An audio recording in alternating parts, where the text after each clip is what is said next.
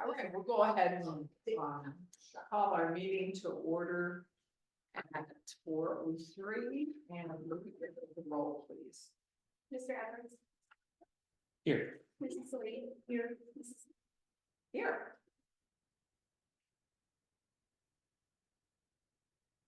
And next, we need to approve the agenda as it's been submitted to us. Is there a motion to approve the agenda submitted? So Second.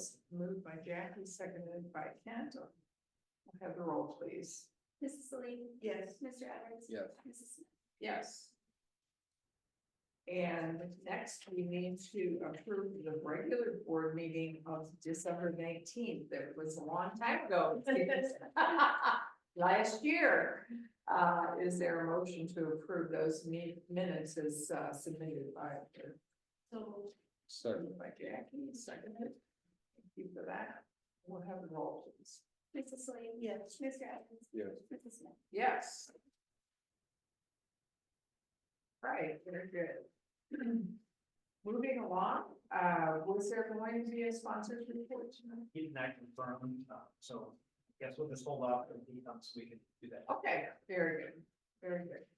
And in terms of public participation, do we have spots for individual? We have presenters Yes, Tonight. I have that on the agenda. Right, very good. So we'll move to the board member liaison reports. I just wanted to report that Kent wasn't able to go to the sponsors meeting, so I did attend. You had gone in January. And it seems as though it's working out well to have the individual through their law services handle the communication going back and forth in terms of our certification and things, and do you feel that that's working out well the way things are going and so forth? We had some conversations that we'll go into tonight. One of them was the possibility of paving the parking lot, so it would be safer for our staff. So that's something we'll be discussing. I have nothing else to report. Jackie, do you have anything to report, Ken? All right, we'll move on to the treasurer's report. First, I just wanted to touch base on our audit. Up until today, I hadn't heard from the auditor for about 3 weeks, so no news is good news. They just asked for something small today. So it seems like things are going well. I'm hoping that they finish up a little earlier than anticipated. I think originally they said about March 29th, but again, they haven't asked for anything except for this morning and weeks. So I'm hopeful that it finishes up a little bit sooner. As Jean mentioned, we've been discussing the possibility of paving the parking lot. So I did reach out to some companies and get some quotes, and then Ryan also made a posting on Facebook, and we got a couple others from that. So I started out by just reaching out to the local treasurers and asking who they worked with and who they recommend, like who they had good service from. So I started there. So you'll see on the little spreadsheet that I created that I made a column for if it was recommended to me or not.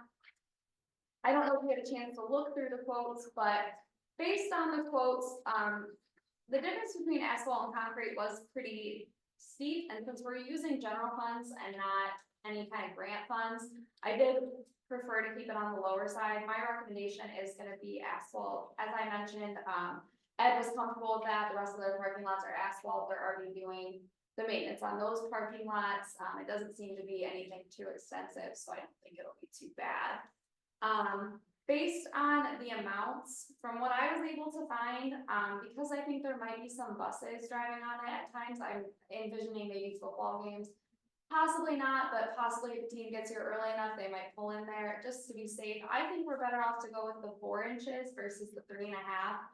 It was also recommended to me that anytime you do a brand new lot, 4 is kind of ideal just to make sure it holds up well. So based on that recommendation, I think Erie Blacktop is our best bet. I also like that they're local to work with. I think we might have an easier time arranging scheduling and things of that nature. So that's going to be my recommendation to move forward.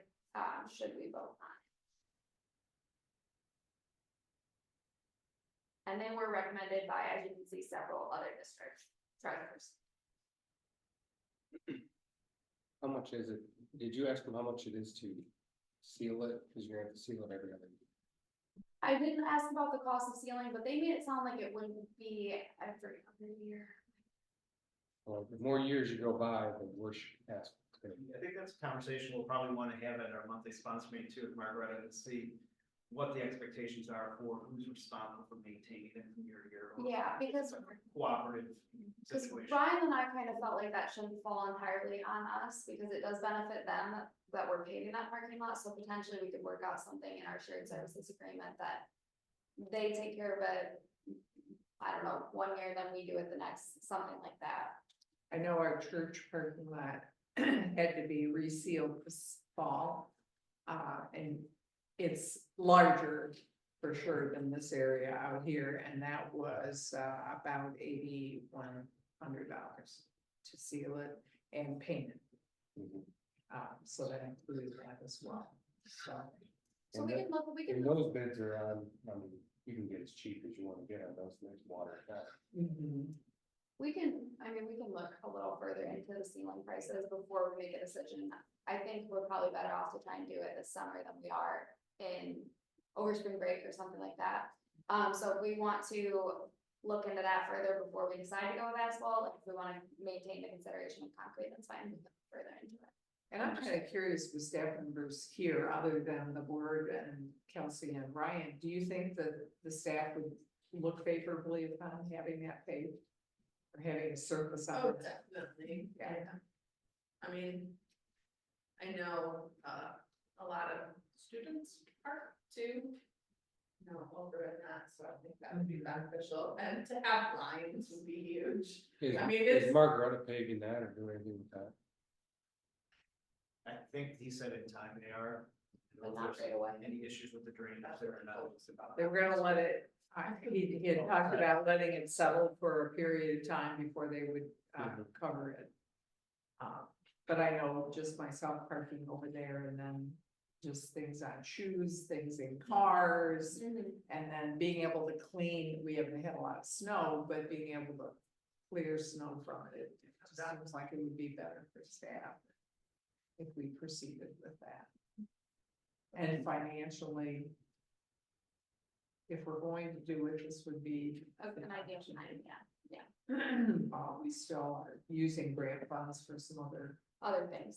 things. Yes. I would be a little bit more favor of concrete just because of, I mean, if you're looking at the long haul, in 10 years from now, you're gonna have to. You think it's gonna be, you're up to your price of your concrete almost in probably 10 years, 15 years. The issue that we run into with concrete is conflict of interest with companies. Just because we've got people on staff related to Hermes, and then like with Pula, he's a board member of our sponsor. And then the only other quote we received on concrete was about 90,000, so it was pretty steep. Yeah. So that's what, and I did call Smith Paving, because I was told they do concrete and asphalt, and I couldn't get an answer back from them. Well, with the conflict of interest, I mean, you literally have a quote out there. I mean, you have quotes from other people. It's just kind of a touchy area. Auditors get real sensitive about it. We have to really tread carefully. Okay. And we could ask Amy for further guidance. I had spoken with Betty a little bit about it, so I'm going just based on the kind of the guidance that Betty had given me, was just kind of like, you want to be really, really cautious with that, so. Well, if you're gonna go with blacktop, I mean, that those area blacktop probably will help you. So. Well, we can look further into the cost of sealing and kind of compare that, and then, I can have some further conversations with Amy and just see like what our steps would be, should we choose to go with concrete, and then we can go from there. Okay. Right.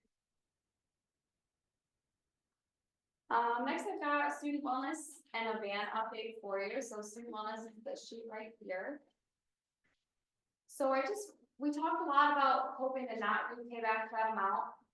And based on the guidance we were given, we need to spend everything that we get up through this year by June 2025. So based on the guidance that they came out with to start with, whatever we receive next year, we should be able to expend into the next year. So we need to spend everything we've received through this year by June 2025. So as of right now, what we received in 2019, 2020, and 2020 to 2021, we have about 57,000 left of that, and that's what this second sheet is showing. So they had originally had a separate fund for student wellness, it was 467. So, that's what we have remaining in those first 2 years of student wellness funds. So those first 2 years are, again, that's really what set us back, because we received so much and so little was spent of it, so that's where we were really trying to play catch up. Beyond that, then, beyond what we've spent, we have over 500,000 remaining, but we are set to receive our bands in March. The delivery is expected in March, which is exciting. So that's gonna take off the $160,974. Based on what we currently spend per month, I'm anticipating we spend about another 100,000 by the end of this fiscal year. So that leaves us with a balance of about 301,000 to spend next year. Next year's planned expenses, which include Carrie Bernard, Karen Zirkle, Leslie Gaynor, Karen's community liaison position, the new potential job coach through Reach Success, and then our student and family engagement specialist. We are set to spend a little bit more than what we'll receive, but we should get more next year also, so we would be going into what we're receiving next year. So that's good. As a break, Could you go through that again? the expenses for next year. Yeah. Mhm. Carrie Bernard and Karen Zirkle, Right, Leslie Gaynor. Yeah. Karen's community liaison position. okay, We're going to, recommend the job coach through Reach Success tonight, and then our student and family engagement specialists. So with those expenses coming out of student wellness, we are set to not have to make any kind of payback. So we did a lot of planning with that. I just wanted to give everybody an update on where we're at with those funds.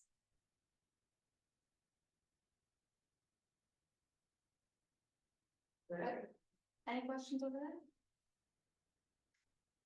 If not, I just wanted to. I don't know if you noticed that we have that family night coming up in March again, and if, I'll send out a reminder about that, because I thought that would be good if we had some board representation there, so. There's also a flyer in your packet. Oh, good, thank you. all right, we can move on to our financial reports. And we can go ahead and start passing them.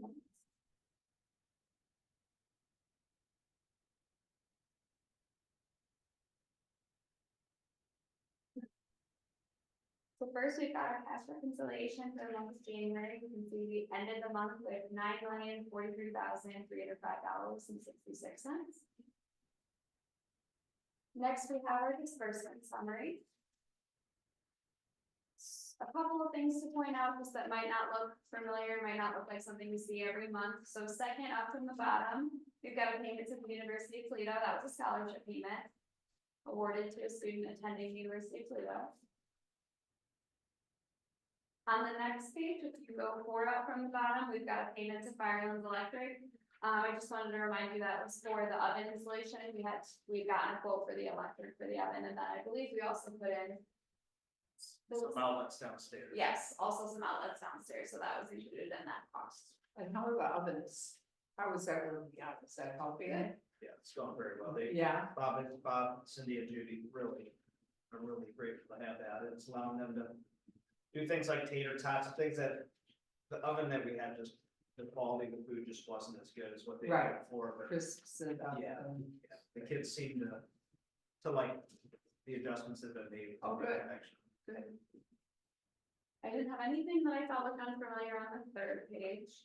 On the fourth page, if you go 3 down from the top, you'll see a payment to biometric information management. That was for our new fingerprinting system. Eileen is set to be trained on the 27th, so nothing has happened so far with it, but we're looking forward to that after the initial training.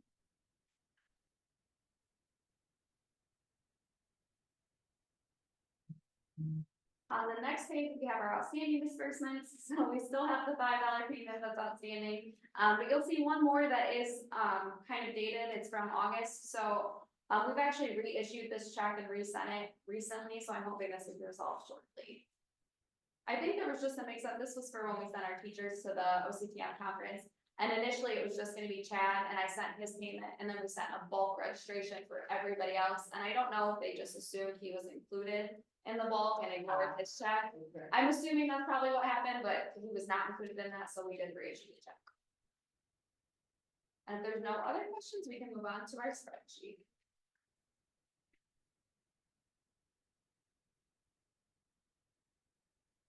So in our top right section, under revenue, we do have a couple of new or things that we don't see every month. So first, you've got the payment for $16,097. That's our casino funding. We get that twice a year in August and January.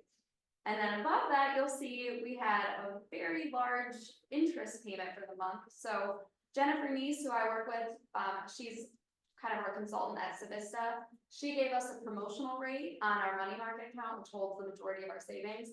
And the new rate gave us a big boost in our interest payment each month. And she said she will continue to apply promotional rates so we can continue to get better interest on our investment, which is great. So you'll see at the bottom, our January total, we did have a pretty good month. We came out with positive of $250,276.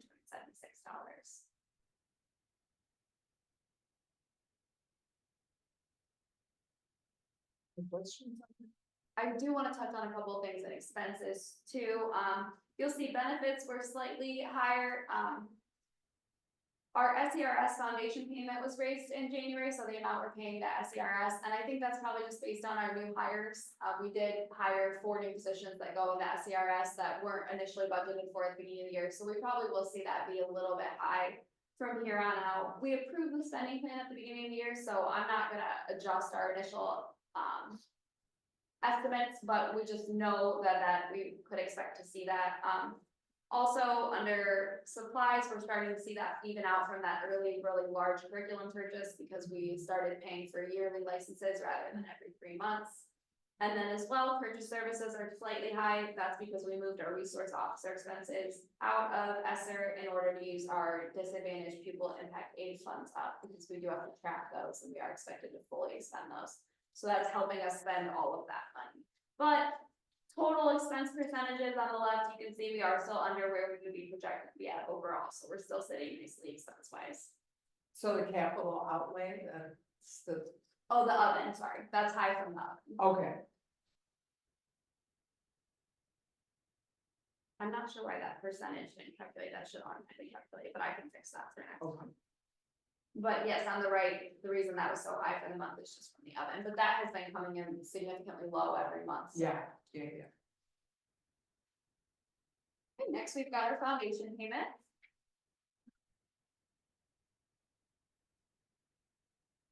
So you'll see for the month of February, prior to the retirement payments, we received $452,397.98. That's after our paybacks. And again, in January, we did see the payback amount go up slightly as they did their recalculation.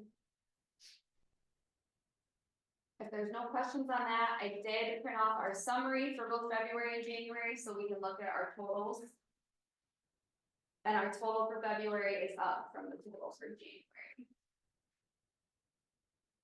Our February total amount for the year projected at $6,029,000. In January it was 5.9 million. So we are up a little bit based on just FTE amounts, which is good. Good numbers Numbers I like to see. for now, anyway. Yeah, for now. Our last 3 voting items, I made note of this in my email, but we've got our ARP ESSER budget, and I did actually make some adjustments to it today, just because as you go through the year, anytime you do a project cash request to request reimbursement for grant funds that you've spent, it has to align perfectly with your budget. So with our expenses varying, I tend to have to do updates kind of throughout the year just to make sure it's matching up. But this is the most recent one. And then we also have our Stronger Connections grant. We're not currently spending any money out of the Stronger Connections grant. It's a little bit challenging because it kind of aligns with the student wellness and the DPIA. Like some of the purchases we could make out of it are aligning with funds that we are trying to get spent out of our general fund. So as of right now, we haven't touched it. But I'm required to do a self-survey on it anyways, a self-audit. And this is just one of the boxes that we're taking, making sure that we formally approve this, because we did go over like our ARPS budget, but I don't think we formally voted on it, so I just wanna make sure we have that Okay. to upload that And evidence. do you have any recommendations for that? For the Stronger Connections grant, it's challenging, I mean, it's the same thing with like our Title I funds, we've talked about those grant funds, we have quite a bit of, and we have a hard time spending it. We met and we talked about it as an admin team last spring when we first got the grant. But again, the things that we wanted to spend it on, like bringing in speakers for students, bringing in speakers for staff, we're paying those things out of the general fund because we can use wellness funds, we can use CPIA funds, and we have to get those spent. So whereas these are funds that if we spend, we then get reimbursed for, the student wellness and the DPI are already in our general fund and we don't wanna have to pay them back. So that makes it especially challenging. It's definitely something that we can revisit and we can look at trying to spend. But with our ESSER funds and our general funds that have to get spent up, it definitely is, it's a good problem to have though, I will say that. Our final voting item for the treasurer's report is our service agreement for 2024 with Tip and Deluxe. This is something we approve yearly. They do our conditioning.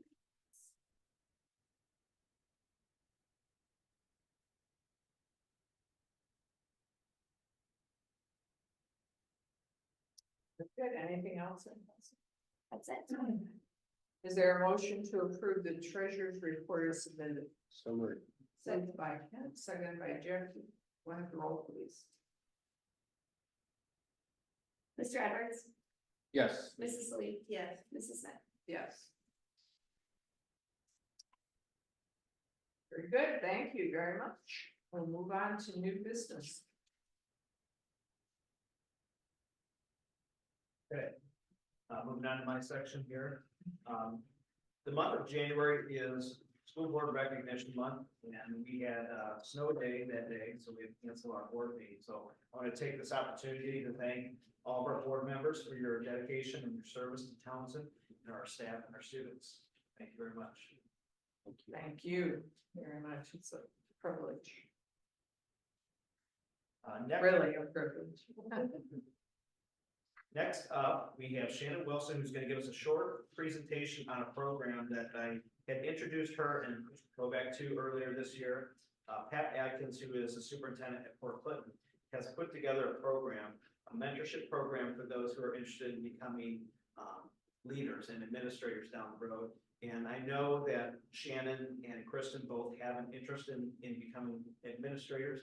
So I introduced them to this program and just let them know about it, and they both decided to pursue this opportunity and continue to grow themselves as leaders and future potential administrators. So I had asked them to share their experiences with us this evening. Kristen was homesick today, so Shannon is going to go ahead and share their program with us. Yep, I'm just gonna do a brief summary. So we were grateful to be picked for it.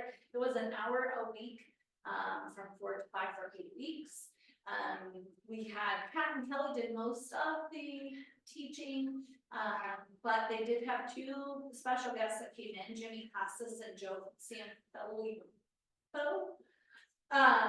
Both are well known in the education field, so both came and kind of just gave us a little summary of education and what they were thinking. So the class started as basic, like what is an administrator, what positions are in administration, that sort of thing. But then a lot of it was kind of a challenge in how you're currently performing in your role. Are you respectful to administration, and are you helpful? Are you volunteering, like stuff like that? Are you in education for the right reasons? They did do interview, like they offered mock interviews and stuff like that with Pat and Kelly. I did not participate in those, but I believe that Kristen did. So you could schedule a time that they would pretend to go through an interview with you.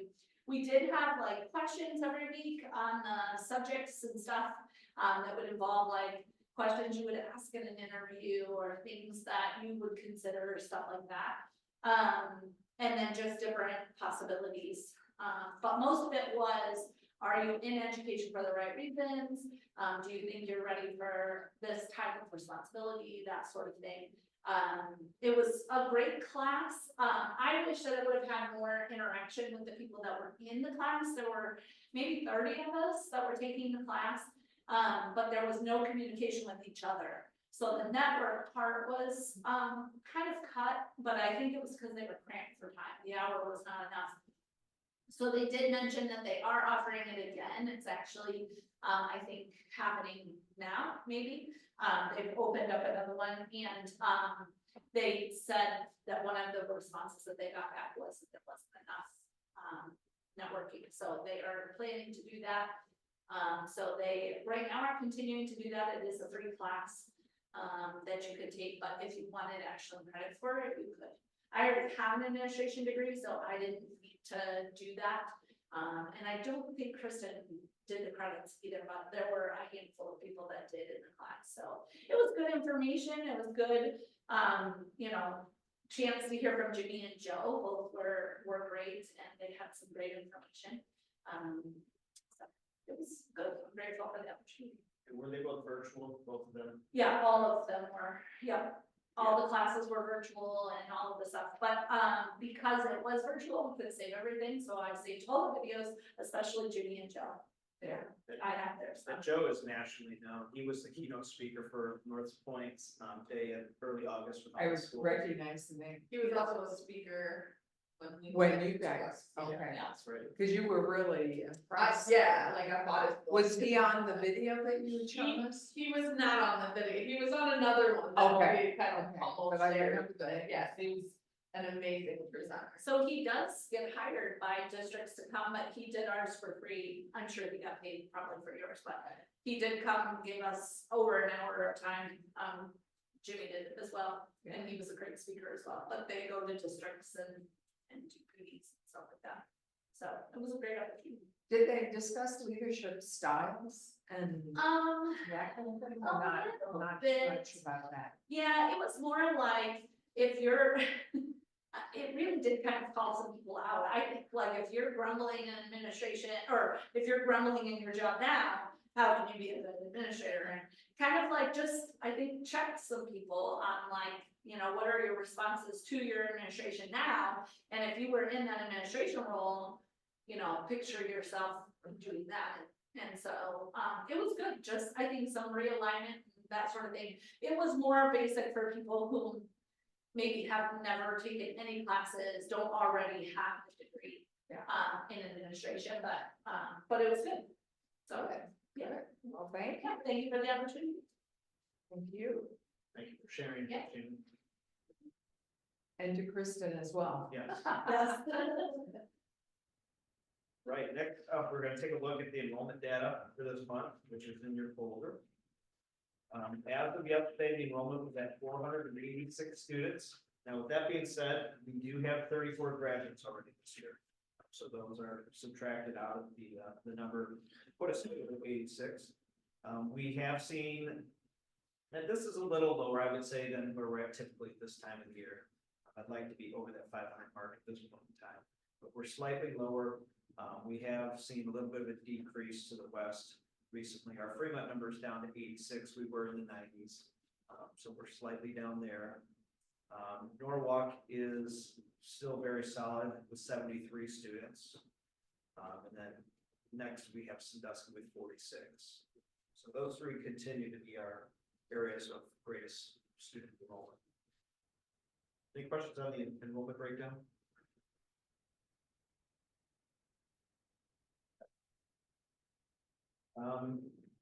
Tim Worth has provided us with some data here for U Science, and that is also in your folder here. Looks like this. So you can see he's given us a breakdown of the different classes, class of 2023 and so forth, all the way to 2027. And again, that's the expected year of graduation. So, you know, you see 2023, you think, oh, that's last year. Well, that would be like your fifth year seniors currently. So he's got a breakdown of how many have started the U Science modules and how many have completed them. And also he has met with 76 out of the 118 students who have completed this. Now, keep in mind that for the students that took U Science last year, they don't retake it every year. So if they took it last year, they're not going to be in the pool of students that are expected to take it this year. But what U Science does is it helps the Excuse student. me. Yes. So the class of 2023, of the 43 that started, they did not take it last year. then? Right, these, my understanding from Tim is that these are students who started Are this brand new. school year. Okay. So again, U Science, what it does is it allows students and staff to identify what a student's interests and their aptitudes are or strengths in terms of their career. And we try to use that data to help them align their vision for their future.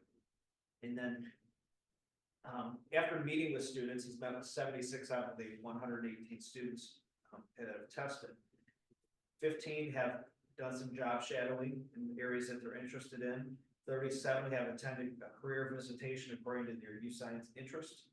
30 have attended career expo, exploring interests according to their U Science data. And there are 4 career boot camps. I think one of them just happened a week or 2 ago that we're a part of, where we take students that have an interest or an aptitude in that specific field, and we take them on that boot camp to see some different sites that hit. And that's tied to the Erie County Business Advisory Council and Fire Us Forward. So the other area schools are doing the same thing. They're all sending a small group of students to those boot camps. It's a pretty neat thing. And Could you give an example of what area might, this might be? so like the last one, I believe, was in the medical field. So they visited Firelands Hospital, and I can't recall where their second location was because I didn't go out with them. But places like that. But they have one in manufacturing, visit facilities that align with that career.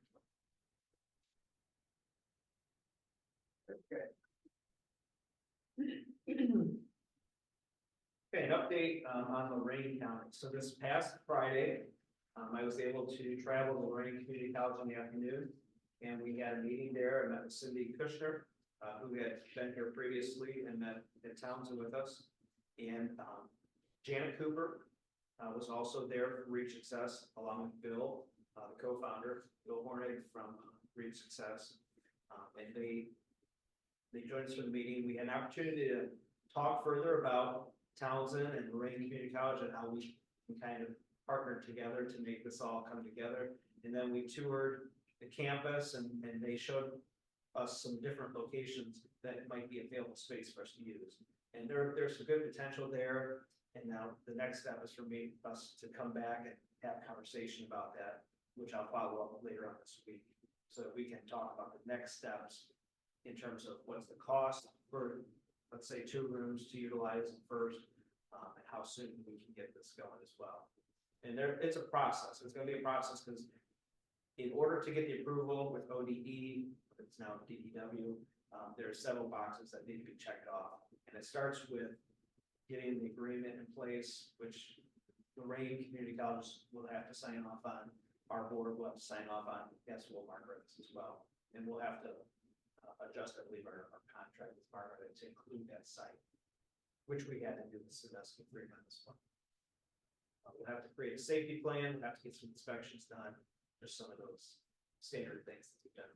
Now, this was a meeting that had been scheduled in March that you moved up Yes. to February, just hoping to move through the process a little bit sooner.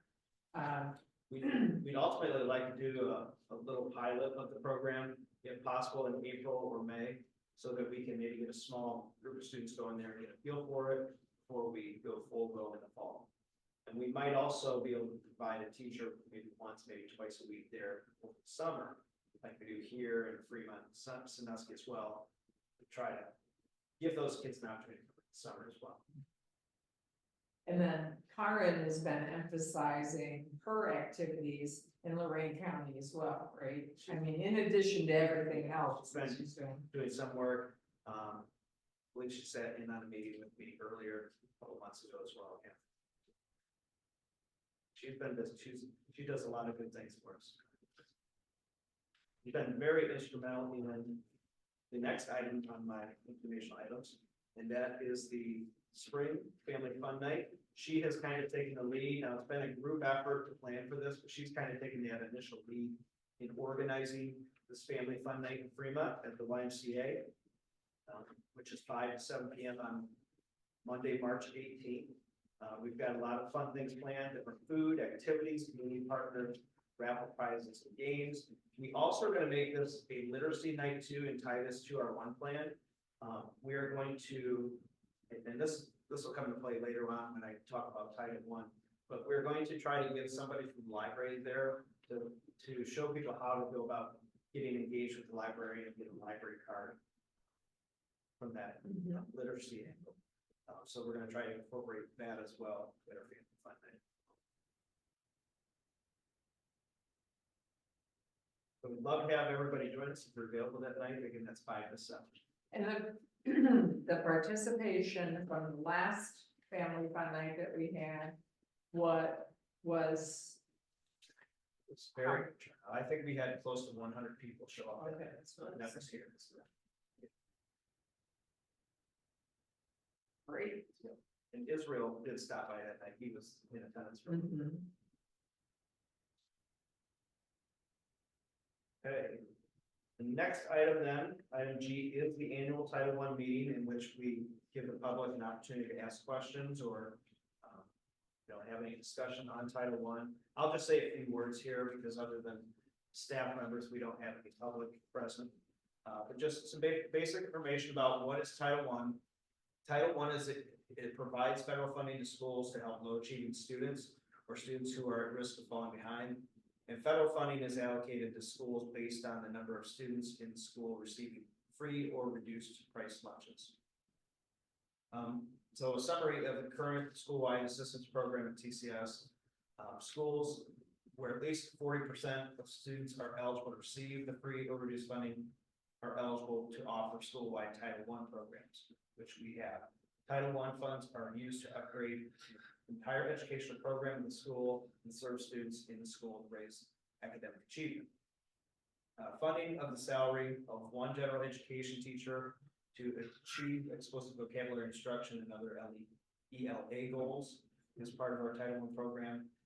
Reach Success program is actually going to be transitioned out of Title I, correct, Kelsey? It was in 2020. It was, yeah, it was 22, 23. We're looking to fund tutors through the program following the ending of ESSER, which is actually this fall. And then we're looking to also use Title I funds for professional development around math and English development strategies. So if we jump down there under the Title I goals for 23-24, we're looking at selecting and implementing a program to support vocabulary instruction. This was discussed a couple weeks ago with the state support team here, and they're helping us identify some good possible programs that we might be able to utilize.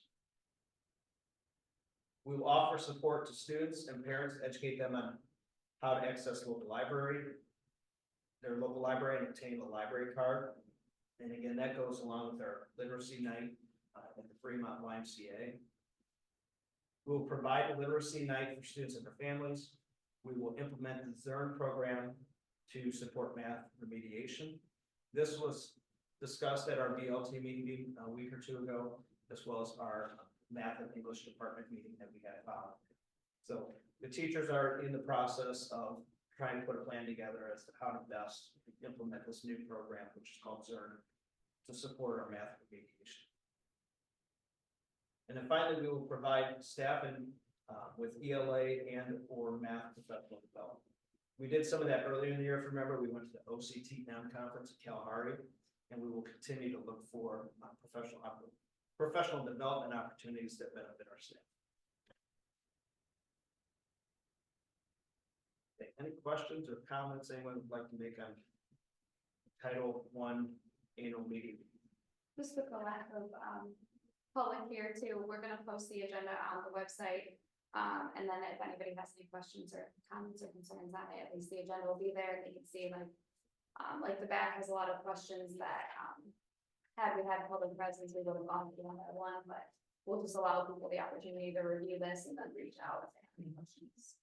I guess I would like to just remind the board members that that, all of those things coincide with our goal one that we have as a board, where we want to raise the competency for English and math by 2%. So we're hoping to get there.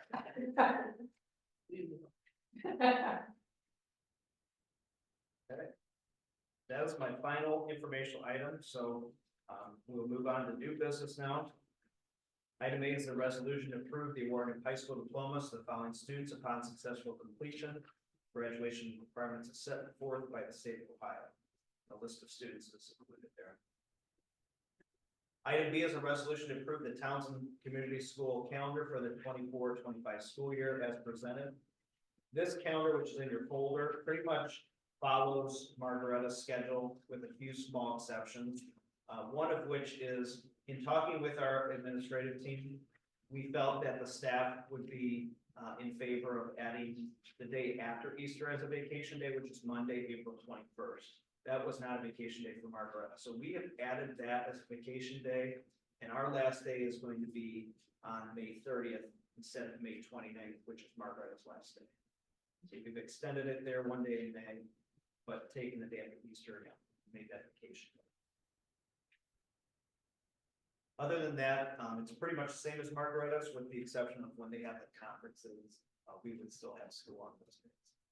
And the remote learning days has been positive. Yeah, I think it's gone well. It gives us a chance as a staff to all be together one day and have some of those meetings we need to have, whether it's a staff meeting, building leadership team meetings, future-based team, TBT meetings, and so forth.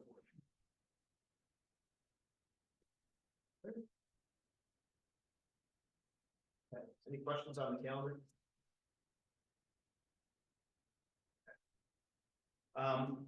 Item C under new business is a resolution to approve the following revised school policies as presented.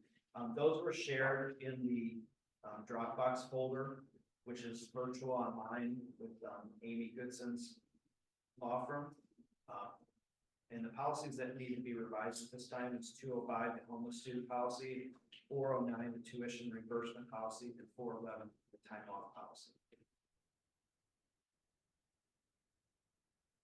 Item D is a resolution to approve the semi-annual harassment, intimidation, and bullying report for July through December of 2023 as presented, which will also be posted on the school website as required by state law. So this is something that Amy's office pointed out that we needed to do, one of those requirements for compliance, which we did not have this posted on our website. So I asked Shannon to review the discipline for the last 6 months of December, or excuse me, 2023. And we have to identify infractions with harassment, intimidation, or bullying. And according to her records, we did not have any infractions in those categories. I found that very surprising. I really did. I never would have guessed that there would be 0 infractions. So where do they fall? We didn't have any, we had only one that was ever even questioned, and it was an incident that happened on the bus. And the bus driver wrote it up as disobedient behaviors.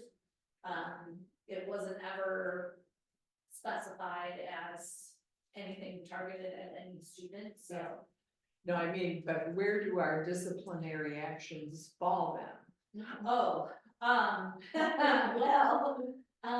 some of them are in substance, mostly, yeah, vaping is our largest, as is every school.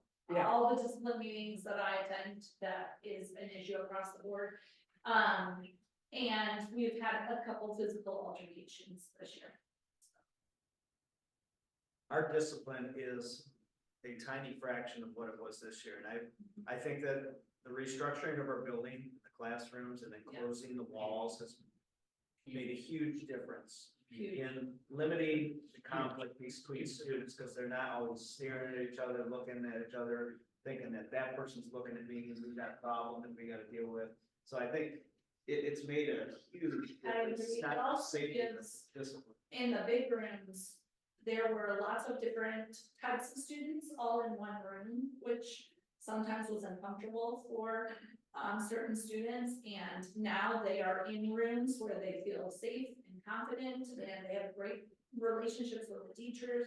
And so I feel like we have a different dynamic. There are always going to be some that, you know, are a little more challenging to, work with, but, I think we've done a great job of encouraging the students, coming from like a positive angle. We've really been working on PBIS this year, and just really focusing on helping the students feel like someone here cares about them, and making sure they have someone safe to talk to.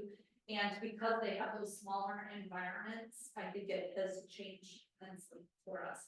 I did Fantastic. challenge, write up all of the discipline numbers. I mean, I might have shared that with you, but from last year compared to this year, it's night and day. It's also Students amazing. can concentrate on, they can concentrate on in the classroom, you should be able to hear a conversation going across, all the way across the cafeteria while you're sitting there trying to work.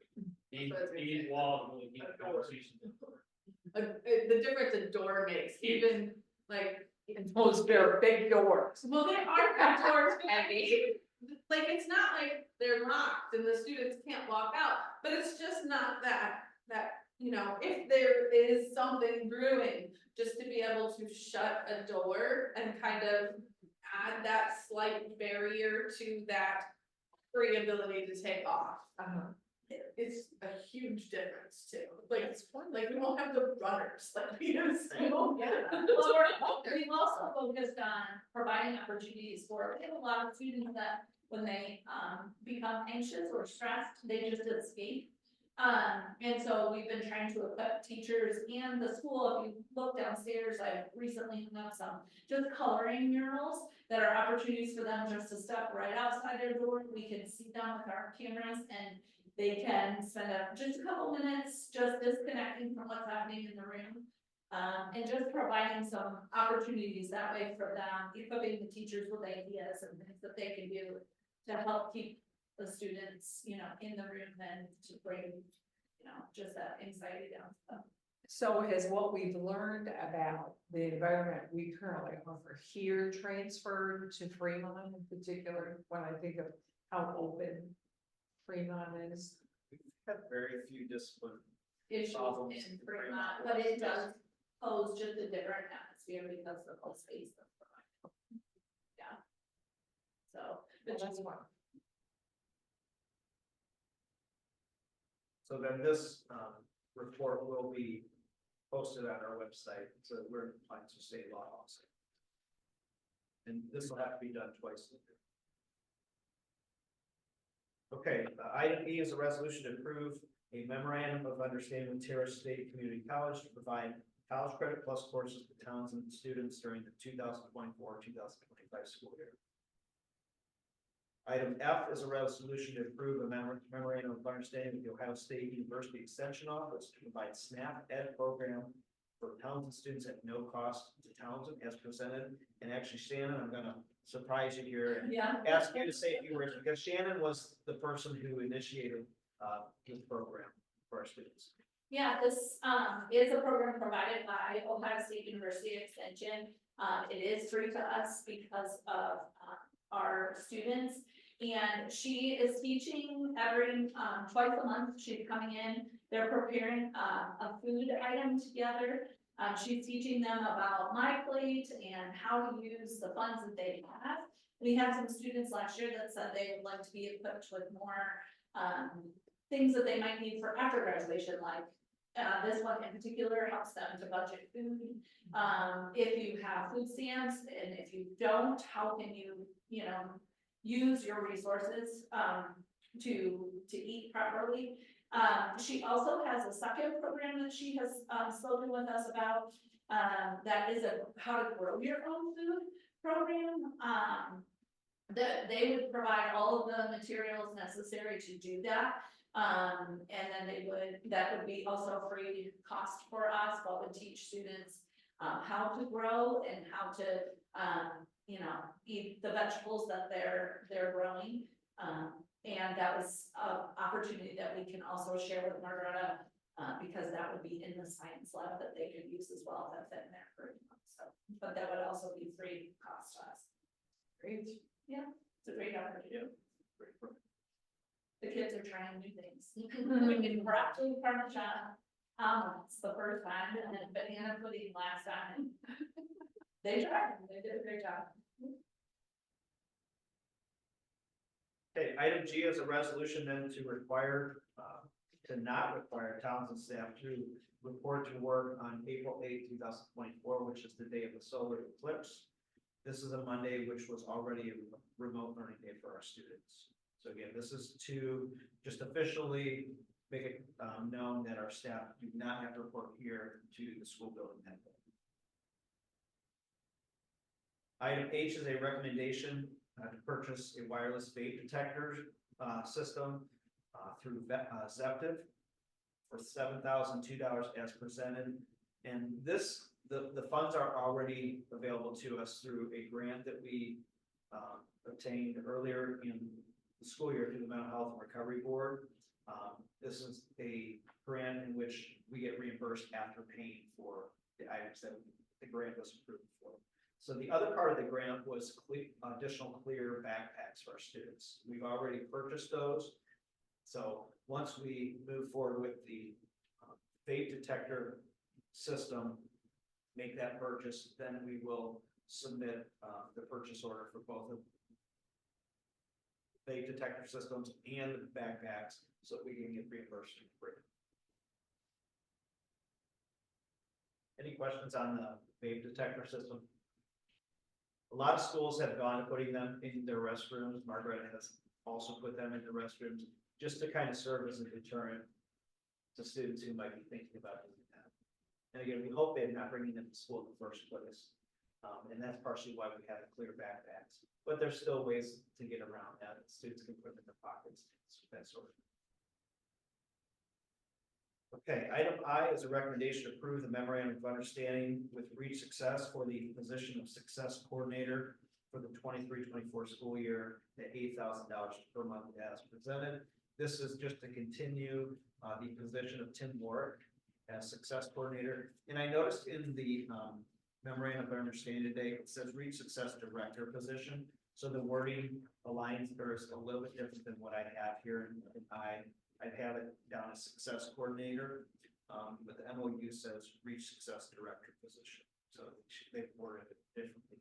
So I don't know, do we need to change that recommendation, do you think, to be aligned to the same wording? Any issues on your end? This says success coordinator, and this says Reach Success Director position for Tim.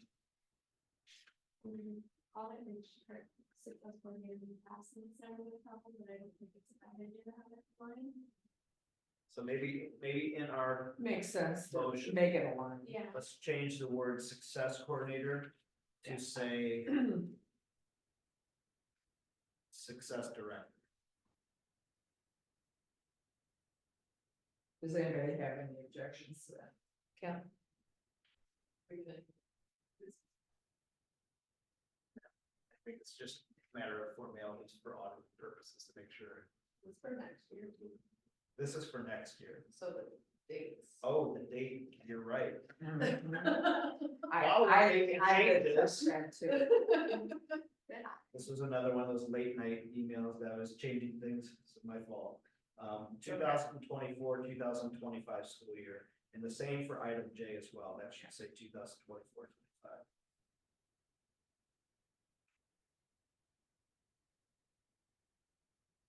So just to review, item I is a recommendation to approve memorandum of understanding with Reach Success for the position of success director for the 2024-25 school year at $8,000 per month as presented.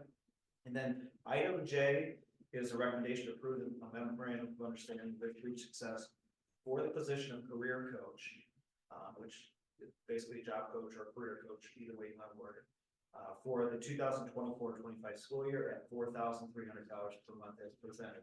So now this is the additional position that we're looking to utilize with those student wellness funds that if we don't spend them, they're going to get taken back. So that Kelsey talked about earlier. So this is only for next school year, and then we'll review it after next school year to see where our funds are in terms of continuing that position. Any questions on? And that person may be able to help some in Lorraine County as well, and maybe have a presence there 1 or 2 days a week as well. Okay, item K then finally is a recommendation to allow the superintendent permission to hire an additional intervention specialist and an additional general education teacher for the 2024-25 school year. So with the anticipated addition of an alternate site in Lorraine County, we don't want to wait too long to post intervention specialist job and a general education teacher. Other schools have already begun to post, such as Margaret, I know they posted intervention specialist position for next year, because if you wait too long, the candidate pool can dry up. We don't want to wait too long. So this is just a recommendation that would permit us to post the positions and start gathering resumes and applications for these positions to potentially bring a recommendation to the board in future months. That is my final recommendation. Is there a motion to approve items A through K as revised of the superintendent's report? Moved by Jackie, second. Second. Go ahead and roll, please. Mrs. Lee? Yes. Mr. Evans? Yes. Mrs. Smith? Yes. Thank you. Thank you. That's going on. Very good. And at this time, I would ask for a motion to move into executive session to discuss the hiring and compensation of and evaluation of public employees. So moved. Second. Have the roll, please. Mr. Edwards? Yes. Mrs. Lee? Yes. Mrs. Smith? Yes.